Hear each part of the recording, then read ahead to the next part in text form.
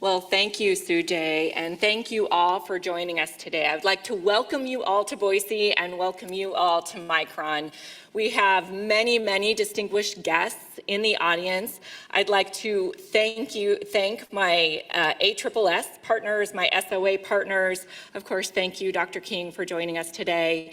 We've also got some incredible university leaders in the audience. We have members from our Northwest University Semiconductor Network, President Trump, President Green, and we've also got Provost Fazer here too. So welcome to all of you. We have other distinguished speakers in the audience, and I will introduce a few of those individuals in just a few moments. So for those of you who are not familiar with Micron, let me share a little bit about who we are and our history. Micron was founded over 40 years ago in the basement of a Boise downtown dentist office. And today we are the 5th largest semiconductor company in the world, and the US's only memory manufacturer. We have a global workforce of about 45,000 team members worldwide across 17 countries. We also are we have a lot of talented and brilliant engineers and researchers here. We have over 53,000 patents that we hold over the lifetime of the company. So innovation, as you can imagine, is at the heart of who we are. We're an industry leader in memory storage, semiconductor memory and storage. We develop, design, and manufacture solutions that transform how the world uses information to enrich life for all. So semiconductors, I think we all kind of learned in the last 3 years, semiconductors are everywhere, places that we didn't even know semiconductors existed. Of course, they're in cell phones, memories in cell phones and laptops, and even our cars nowadays. But semiconductors are also in life-saving medical equipment. They have applications in agriculture, in national security, and yes, even in AI. So think ChatGPT. Thank you, Micron. We fuel all of that. So we're very excited about the future explosion in semiconductors and the opportunity that is ahead of us. I want to acknowledge for a moment that we're so grateful for the support of the Biden-Harris administration and the commitment of the bipartisan congressional leaders who really made the CHIPS and Science Act possible. With that CHIPS and Science Act, the semiconductor industry in the United States will be able to invest in expanding manufacturing in the United States, which is critical to make sure that the U.S. has a stable supply of semiconductors, critically important to our economy, as well as our national security. So you may have heard, but Micron previously announced plans to invest approximately $15 billion through 2030 to build a leading-edge manufacturing facility here in Boise, Idaho, next to our R&D, the center of our R&D. And that will create 17,000 jobs across the ecosystem. 2,000 of those jobs will be direct Micron semiconductor jobs here in Boise, Idaho. Micron has also announced plans to invest $100 billion in a mega fab in central New York. Just a small investment, you know, we do this all the time.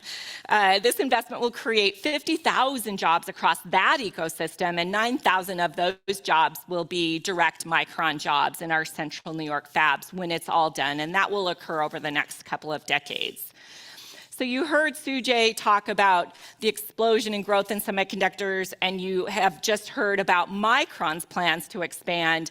It is going to require a very robust and inclusive workforce and pipeline to make sure that these plans that everyone is making in the US to expand semiconductor manufacturing can actually come to life. So success of a robust and inclusive talent pipeline will require 3 things. It will require scale, it will require excellence and quality in the students and the curriculum and the opportunities they have to have hands-on learning, and it will require we develop this inclusively. The Semiconductor Industry Association has estimated that the $50 billion invested by the federal government in semiconductors will result in 42,000 new semiconductor jobs just in the next 5 years. And then to support all of the projects fueled by that $50 billion, it will actually create closer to 300,000 jobs over the lifetime of all of these projects. And these projects, as Sujai mentioned, will require tens of thousands of engineers and technicians per project. This is what we mean by scale. It also means that we have to focus on quality as well. The STEM talent needs to be equipped with the latest semiconductor curriculum and hands-on experiential learning opportunities to make sure that they can contribute immediately. And for those of you who had the opportunity to go on the tour this morning and see a semiconductor fab through the window. Of course, they don't ever let any of us go into them, but we can see them through the window, and it's very, very apparent how complicated and highly advanced manufacturing in semiconductor is. This is not the manufacturing from 20 years ago. We need the workforce of the future. And inclusion underpins all of these efforts. It's essential that we all think about how we create pathways so that everyone across the nation has access to this growth and to these careers. This means we have to meet talent where they're at. And our hope is that everyone at any age who might be interested in working in tech and having a career in semiconductors can gain access to the education, to the training, to the skills that they need. Does not matter where they're from, whether they are veterans, people of color, people from rural and tribal communities, women. Everyone has the opportunity to access these careers and be part of this generational opportunity to transform semiconductors here in the United States. But this also means we have to think about our partnerships differently. Of course, today we're spending a lot of time talking about our university partnerships, which are incredibly important. We need to rethink how we partner at the community college level, how we partner with training centers. And of course, the success of that pipeline is of course dependent on how we think about K through 12 and how we invest in those programs to inspire students to follow STEM and to get that education and training. And not just students who traditionally would already be interested in STEM opportunities. We need to meet kids where they are and get kids who typically would not pursue STEM, the underrepresented communities, to be inspired to join these careers, to join this education, to join these opportunities. So today I'm excited to announce a couple of things. First of all, I'm excited we announced earlier the formation of our Northwest University Semiconductor Network. This scaled, quality, and inclusive pipeline will create new partnerships and will require that universities work together differently to think about how they can develop that robust curriculum, how they can develop the experiential learning opportunities collaboratively so that we really can prepare the workforce of the future. This network has 13 founding members, institutions across 6 states, several of whom are represented in the audience today, and it will expand and prepare the generation, the talent that we need for the next generation of semiconductors. In partnership with these institutions, Micron will also champion efforts to enhance curriculum by sharing technical content. So we have a role in this. Industry has to play a strong role. Of course, we need universities to partner across the network, but we have a responsibility to make sure that the opportunities and the curriculum that you're delivering to students is well aligned to industry needs. And we're not stopping there. Today, I'm also excited to share that we are announcing our next step in our partnership with the National Science Foundation. And earlier last fall, we announced a $10 million partnership between the Micron Foundation and the National Science Foundation. And the National Science Foundation will publish a Dear Colleague letter that includes 2 NSF solicitations that will accelerate the preparation and training and retention of STEM educators to increase diversity and equity in the STEM educator workforce. We know how important educators are to all of this coming to life. The first solicitation, Research Experiences for Teachers, facilitates professional development of K-12 science teachers through research experience. And the second, Robert Noyce Teaching Scholarship Program, addresses the critical need for both recruiting, preparing, and retaining elementary and secondary math and science teachers in high schools, especially in those needed school districts where we have STEM educators who are underrepresented, and we need those educators in order to attract a truly inclusive, robust talent pipeline. Overall, these efforts will advance and elevate the future U.S. talent pipeline, and this is our chance to influence the next generation of innovators, and I'm very excited for what the future holds. So once again, thank you all for being here. And now we're going to transition into our panel discussion. I would like to welcome our distinguished panelists to the stage for our Workforce of the Future discussion. We have got Dr. Gianchandani, Dr. Clark, and Kim Burnett, who I will introduce here in just a moment.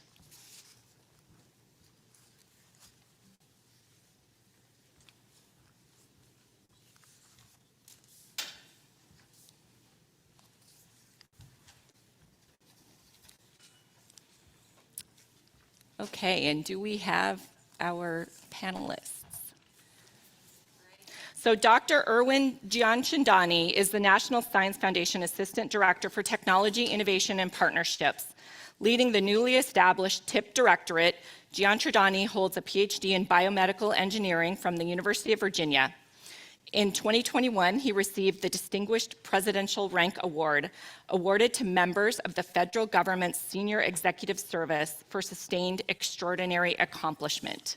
Welcome, thank you. Dr. Linda Clark is the president of the Idaho State Board of Education and has served 44 years as an Idaho teacher, principal, and district administrator and superintendent. Dr. Clark has been widely recognized for her innovative leadership and has received several awards for her work in expanding professional, technical education, and digital instruction.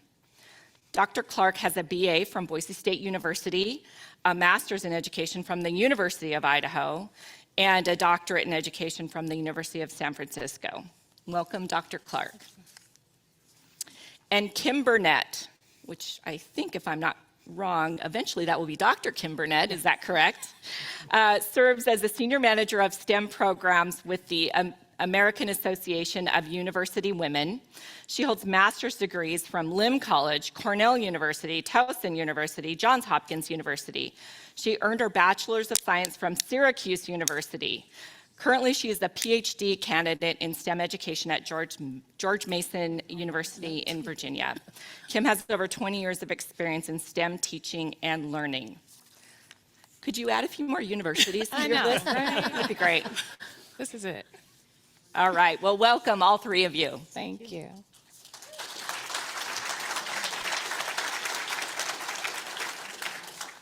Okay, so Irwin, I am going to start with you. You know, today the NSF, it is clear, and I had the pleasure of hearing Ponch talk in the middle of April when we were in Syracuse announcing the first solicitation. And he really has, as you all do at NSF, the way you think about your work is different than the NSF of 10 and 20 years ago. There's this opportunity to really think about workforce differently. I'd love to hear from you, with the TIP Directorate and supporting the workforce of the future, what can we expect? What looks different in terms of how the NSF is approaching this? Well, so first of all, April, thanks very much for having me here today. It's great to be with you all, and it's great to be a part of this distinguished panel as well. I actually would say back to you some of the very words that you said a moment ago to start off this panel discussion.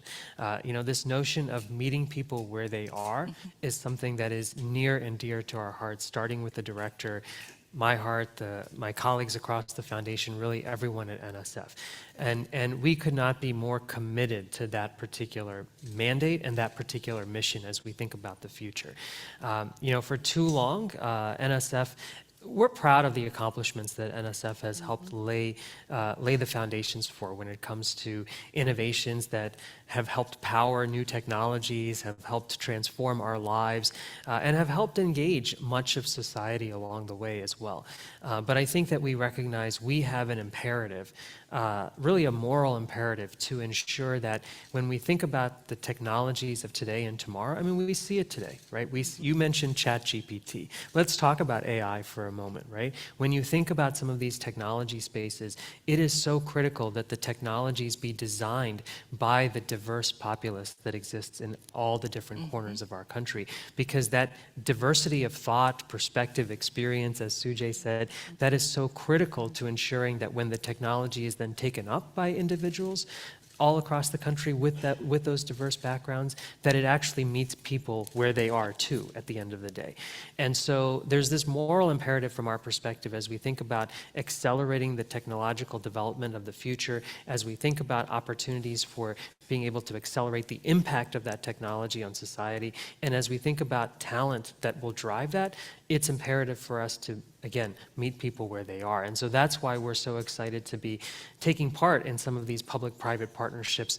We're so fortunate to have a great partner in Micron over the course of the last year, and I think as we look into the future as well, particularly as we think about how do we get to talent from different race, ethnicities, genders, socioeconomic statuses, thinking about folks from rural communities, thinking about folks from tribal communities. How do we harness that talent?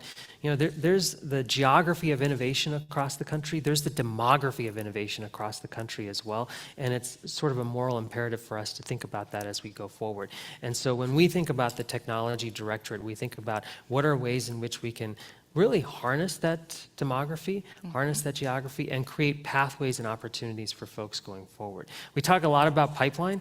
We talk a lot at NSF these days about pathways. You have students who come and go in the education experience, right? They may be at a K through 12 school, they may find their way into a company, and then they find their way into a community college, and then they find their way back into a company. We need to acknowledge that there are pathways that we need to lift up and embolden and enable as we go forward. And so that's the kind of mindset that we have at NSF in terms of thinking through how do we really engage the full breadth of this country in accelerating progress, whether it be memory, whether it be semiconductors, whether it be everything that's enabled as a result of that. Yeah, great, thank you. And a couple things you just said. For us, certainly inclusion, and Dr. King mentioned this as well, but diverse, inclusive cultures and companies are really the heart of innovation. Innovation doesn't happen without it. Additionally, we know we will not be able to meet the scale and the demand for the STEM workforce in this country if we don't get more people included in this. Right. So those pathways are critically important. And like you said, pathways at the K-12 level, at college, collegiate level, post, mid-career, any time. K through grade, as we talk about it. Yes, exactly. Yes, and so incredibly important for all of us to really think innovatively. How do we reach those individuals at all levels, starting at, in the schools, in the elementary schools, in the secondary schools, and all the way through training centers, people who are in the workforce that maybe they want to pivot and change their career and join the semiconductor or join a STEM career. So very important. Can I offer one example? Absolutely. So just one quick example as an anecdote of this. I'm going to give the example of AP Computer Science Principles. How many of you know about the AP Computer Science Principles exam and course framework? So just very, very quickly. For many years, advanced placement computer science at the high school level was taught around coding. How do you code to C++ or Java or whatever the language du jour was, right? How do you code? And you know what? folks coming into high school thinking about computer science, thinking about how they could become part of the workforce of the future, coding is sometimes challenging, right? If-then statements, for loops, it's hard to keep track of, particularly among folks who've had very little experience with this in the past. And so one of the things that we did was, NSF, we invested in the College Board to develop a new AP framework and exam called Computer Science Principles. The goal there was, let's not teach folks about how to code, let's teach folks more about the principles, the principles around computational thinking, right? How do you take a real world problem and how do you put it into a computational mindset? And that one pivot of where the focus lies, where that rigor and engagement in the curriculum actually is in the instructional material has proven to be a phase shift in the field. So we have gone for the very first year that an AP Computer Science Principles exam was administered in this country, 55,000 students signed up and took it. It was the single largest launch of an AP exam in the College Board's 60-year history. And today, hundreds of thousands of students take an AP CS exam every year, and the numbers of women, Black, African American, and Hispanic students taking an AP CS exam have tripled relative to where they were before, right? It's about how you teach, to your point. It's about how you teach and the substance of what you teach, and ensuring that it's rigorous, it's engaging, ensuring that it's industry relevant. All of those characteristics are critically important if we really want to attract that talent and keep that talent attracted in the STEM fields from a very early stage. That's great. Sorry. No, thank you for sharing that example. And I think, again, all of us need to think more transformative like that. Like what other things, what other actions can we take to really transform the outcomes? So thank you for sharing. Dr. Clark. One of our focus areas at Micron is to ensure that girls have access to quality STEM programs. Can you highlight some of Idaho's programs, such as Idaho Digital Learning Academy and Next Steps Idaho, and other programs that support girls and really all students as they engage and really get inspired to pursue STEM? I can, if you will allow me a moment of personal privilege first. Oh, please. And that is, I would be remiss if I didn't thank the Micron Foundation for their long-term support of education in Idaho. You know, one of the advantages of being as old as the dirt is you have lots of experiences. And as I was coming here this morning, I realized that it was probably 30, they formed the company about 40 years ago. Yep. It's probably 37 or 38 years ago when I was principal of a small elementary school in what was then the Meridian School District, that two of the founders came to our school every year for about 5 years when we did Teach for a Day. And that program brought career folks, business folks from all kinds of businesses into the school, and they actually took over the classroom and taught the entire day. Oh, nice. So that was the beginning of a lot of support and many other ways that the foundation supported us over the years in terms of our efforts. And maybe I should just take a second to give some context to Idaho education, because we are unique among the 50 states. So we are the only state that has a single board that oversees kindergarten through graduate education. So in addition to being the K-12 governing body, well, I should say policy body, because we also have local governance. We are also the trustees of 3 of the 4-year institutions and the regents of the land-grant institution. It's a little bit more complicated with our community colleges. They are partially under our policy, but they also have local boards that are elected because they receive local property taxes. I maintain that that gives us an advantage over the other 49 states, because we should have the strongest system in the country. And we talk a lot, and have talked a lot during my tenure on the board, about systemness and what that looks like. And so our efforts now in terms of STEM education have to be about the system. Your question was specifically about women, but our vision is a little broader than that. Our vision is about the 3/4 of our students who live in rural Idaho and who are an untapped resource in many, many ways, be they female or male. And so a lot of our efforts now in terms of the things that are being talked about today are system-wide, and many of them are focused on rural Idaho. Specifically, to speak to the ones that you mentioned, I would start with the effort on the part of our governor in utilizing federal money to address the issue of connectivity. Because you can imagine in our state, if you're not familiar with it, with its high mountains and its rural areas, that connectivity is a huge issue. And our efforts there have to start with that, because it's really about access and making sure that all students and our adult learners have access. We are lucky that we have a number of entities that are strong partners with us. You mentioned the Idaho Digital Learning Academy. Most recently, they are engaged, along with Boise State University and Micron, in establishing a course which is about semiconductors for all. And it will be delivered at the middle school level, because you can't start career exploration with high school students. I believe we start with kindergarten students, and it has to be a system-wide effort. But that will be a tremendous asset.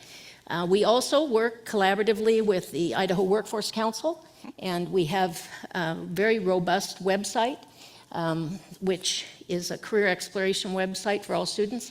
And the generosity of Micron, again, now is enabling us to put a piece of that in every single high school. And that piece, in my mind, is very important because it brings the workforce to the classroom. And employers from all over can either opt to have a video there that is accessible, or they can do a live presentation with students to bring the real workforce, the real workplace into the classroom. That's just a couple of them. We have many other partners and other things going on, but for us, it really has to be about accessing that potential in rural Idaho. Yep. That's great. Thank you, Dr. Clark. And we are very, very excited and just proud to partner with you on Semiconductor for All. We think that is going to be a game changer and a model that we can take to the rest of the nation, to be very honest, and make sure that we are truly reaching, coast to coast and everyone in between, and educating them and inspiring them to pursue semiconductor or at least STEM, even if they don't come into the semiconductor pipeline. So thank you for your partnership there. We are excited for that. So Kim, you've spent a significant portion of your professional career focusing on diversity in STEM, and specifically on advancing equity for girls, women, and women of color. So how can industry engage as advocates for increasing inclusion, empowerment, and equity for women, particularly women of color? I want to first echo what Dr. Clark said about not starting in high school. I'm sorry. Thank you. Thank you for the invitation. You're welcome. But now my mind is racing. So high school, it's not that it's too late. It is that middle school has more power. So if you're thinking about connecting with a school, it is important to connect in middle grades. The other piece about getting the right talent, it is not just about the dollars. If you do not have a culture at your university and or company that support women and women of color, please save your offer. Because if you bring someone in and they are the only, it is challenging, it is difficult. If it's not a community in which an individual can grow and be their true selves, whether they are in a semiconductor engineering position and or a chief diversity officer, that they are uncomfortable and unhappy because of the culture, whether it is of your university, of your department, or your company, please, it is not worth the struggle because they will leave. And so I propose, if you choose to really want to change what it looks like for women and women of color, you have to start with having a cohort so that folks can grow and learn together, so a community can be built.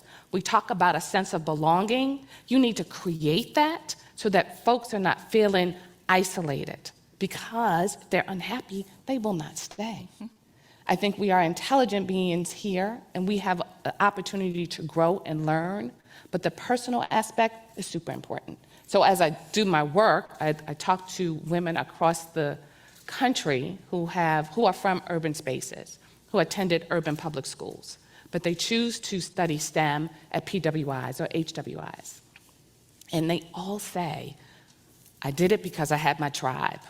Oh, 2 of my friends were there. Like, oh no, I had a mentor, and then the mentor also connected me with other mentors. So one, they cannot do it alone. And if you're truly about changing how it looks, it's super important to start with your university, your department, your company, because as you are saying, oh, we need all these people, what are you giving to them? And I propose that you give them a sense of community, a sense of belonging. Great, thank you. Thank you. Good.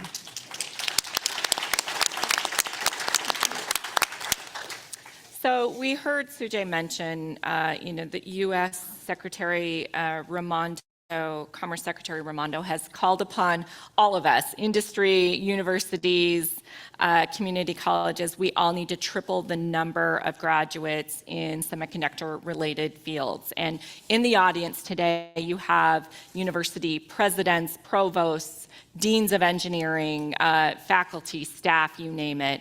I'll start with you, Erwin. What is the single most important thing you'd like to share with this audience as they think about how we triple the number of students and really do it in a way that includes all?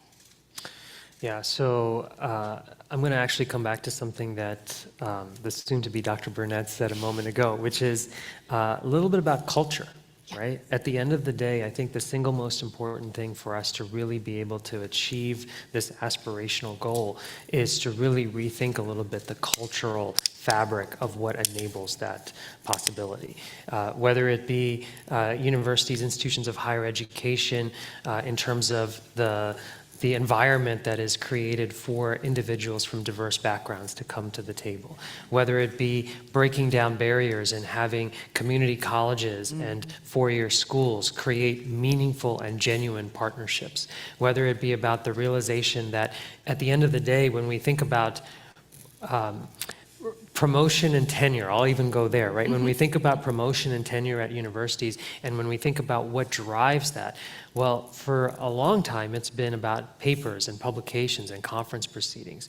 But as you see with some of the investments that we're making through the TIP director to NSF around the Regional Innovation Engines program and other types of investments, it's also about what is the impact that you're having with that work. Who are you training, and how is that training at all levels manifesting?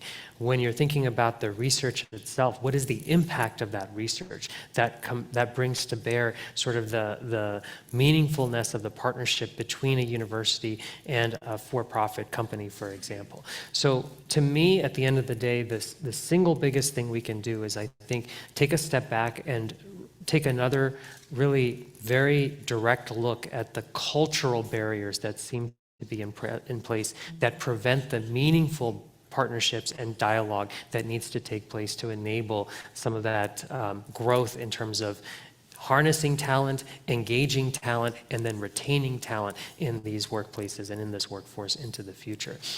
The other thing that I would say, you asked for one thing, but the other thing that I would say is I think it's also really imperative for us to be mindful of, when you talk about meeting people where they are, the NSF of yesterday was really focused on graduate students, right? And we need to train PhDs, and everybody needs a doctorate and so on, right?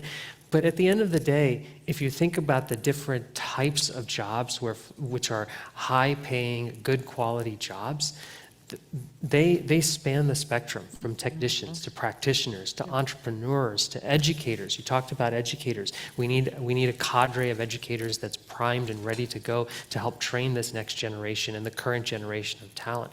Well, in order to be able to really appreciate that, we need to start changing our conversation to really acknowledging the fact that we want to train folks across all of those job classes. Every single one of those roles is critically important. I was fortunate to be on a tour this morning, and we talked to some of the Micron employees here, and many of them have bachelor's degrees, and they are so critical to your ability to be able to get product out into the marketplace.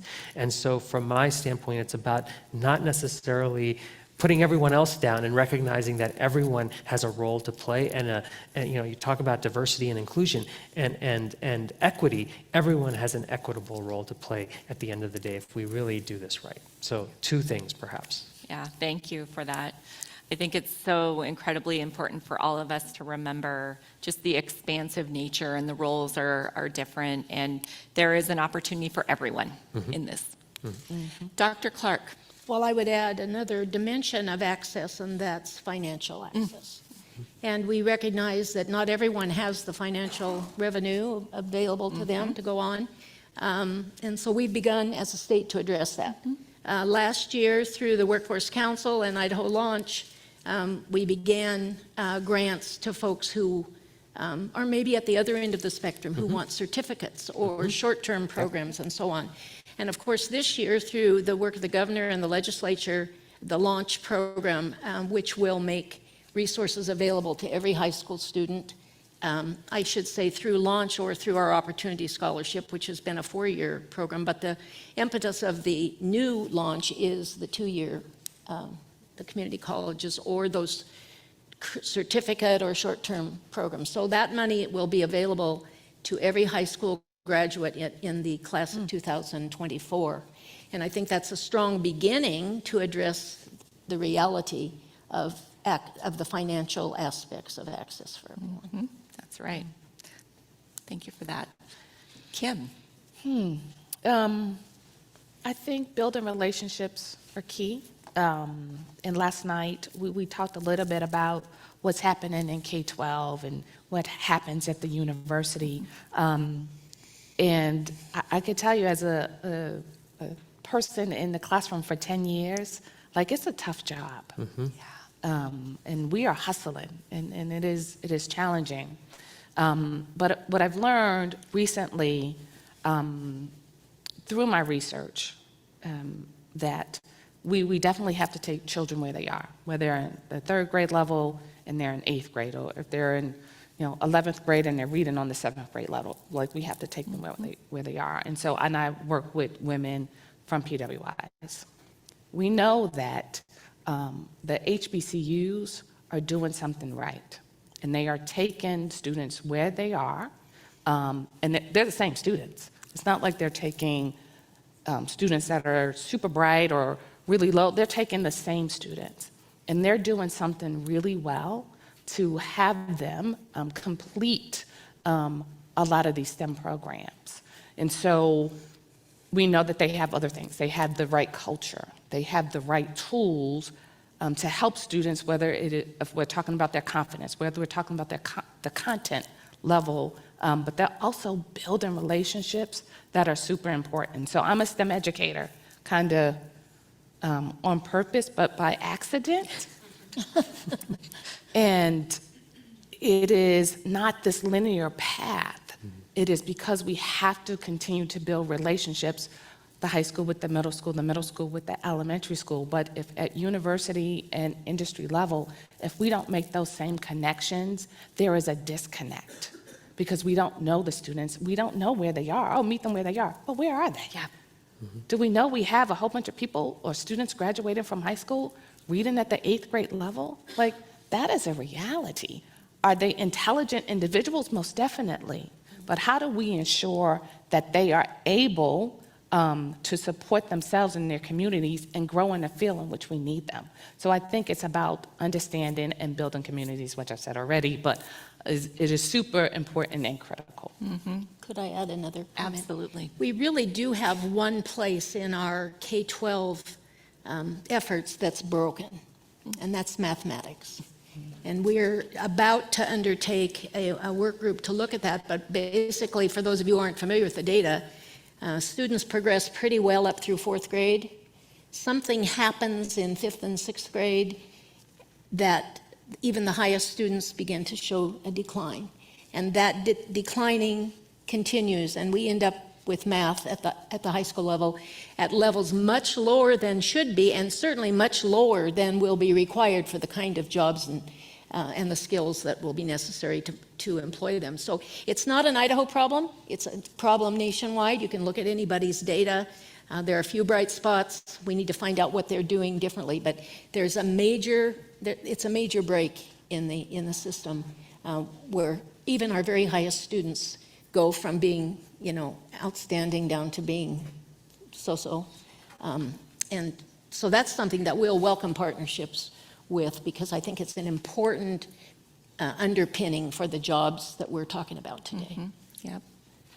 So Erwin, maybe to close this out, we know how important educators are to creating this workforce of the future, as we've heard and we've all said. Could you tell us a little bit more about these two solicitations that we are working on with NSF and how those might help bring more educators into the STEM conversation?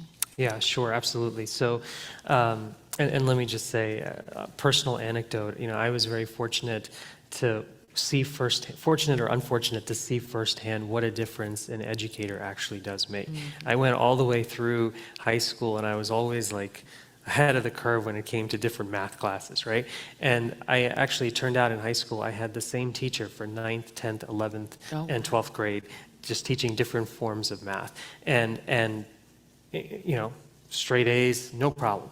I get to multivariate calculus in 12th grade or college, and all of a sudden everything goes downhill, right? And that's the mark of a teacher who can make or break the experience. And so, to your point, we spend a lot of time thinking about the workforce and how do we train the workforce of the future for the fabs and other semiconductor environments all across the country. But we don't spend enough time thinking about the teachers who are going to provide that training at all levels, right? Whether it be high school, whether it be community college, whether it be a four-year school, whether it be a trade school, a certificate program, how do we ensure that we are training that talent? And so NSF, together with Micron, is going to be supporting, as April said earlier, 2 specific funding opportunities here in the not too distant future.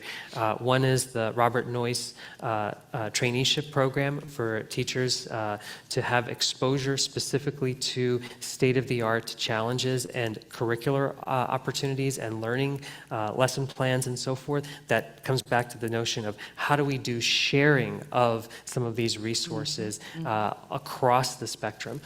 So that's one. And the other is around research experiences for teachers, really bringing teachers out of the classroom setting and giving them exposure in a research environment over the course of a summer, for example, over the course of a semester, so that they too can see firsthand what is some of the state-of-the-art that's taking place in a laboratory environment, and then bring some of that back into the classroom setting. We talk a lot about hands-on exposure and what a difference that makes, experiential learning opportunities, what a difference that makes to students being able to see a clean room, being able to live the practical experience that complements what they get in a classroom setting. Well, that's also every bit as important for the educator to have that real-world practical experience and be able to see how you then take that back into the classroom and adjust how you teach students to those practical experiences.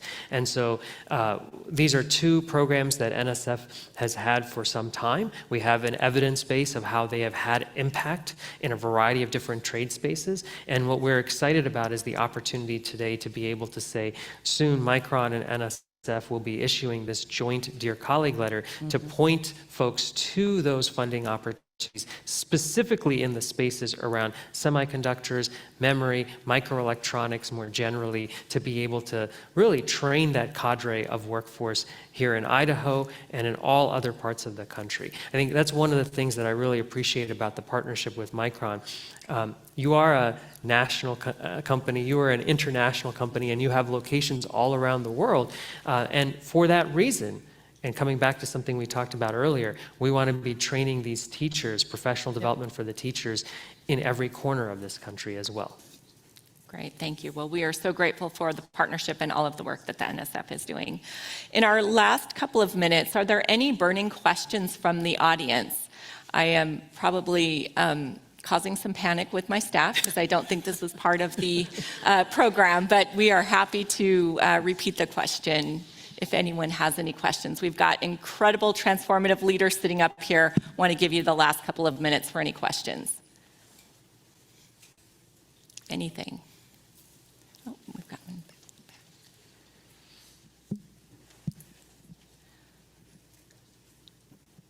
Thank you for the great discussion. My question is for Dr. John Shidani. Has NSF started talking with Department of Energy about larger federal partnerships with industry and microelectronics semiconductor industry. Yeah, so that, can you introduce yourself, by the way? Yes, I'm David Estrada. I'm at Boise State and Idaho National Lab. Awesome. So the short answer to that question is yes. As a matter of fact, one of the reasons for establishing this new directorate and being very intentional about including partnerships in the name of the directorate. Sometimes we say it's our middle name, right? Well, partnerships is literally in the name of the directorate, and it's because we want to see TIP really serve as a linchpin between the rest of the foundation and other agencies in the federal government, not to mention our partners in industry as well as nonprofits and foundations as well. So we have had conversations with colleagues at the Department of Energy around ways in which the national labs could potentially be partners and plug in. As a matter of fact, one of the things that we did with the NSF Engines program, and I think it's true in some of the projects that we have funded that have a footprint here in Idaho, is specifically thinking about ways in which we can engage the national labs as partners with academia, with industry, to do the enablement of the work that we want to see have happen. So the short answer is yes, and I think there are ways in which we can collaborate on the research side as well as on the workforce side to enable sort of the cross-pollination from one lab environment to an academic environment to industry and so forth. So the short answer is yes, and I'm happy to have a follow-up discussion with you anytime. Thank you, Erwin. Other questions?